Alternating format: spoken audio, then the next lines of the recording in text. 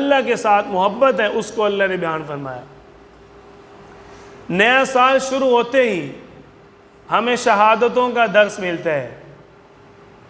سابقہ سال 1444 ہجری کا تھا، اب محرم الحرام 1445 ہجری کا آغاز ہو گیا ہے۔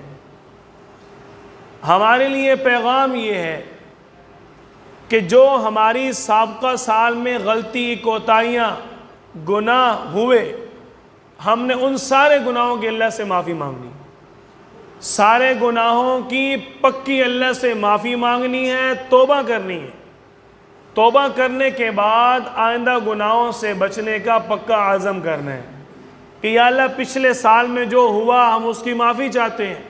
اللہ غفور رحیم ہے، ان اللہ یغفر الذنوب جمیعا، اللہ تعالیٰ سارے معاف کر دے گا۔ سچے دل سے ہم نے پچھلے سارے سالوں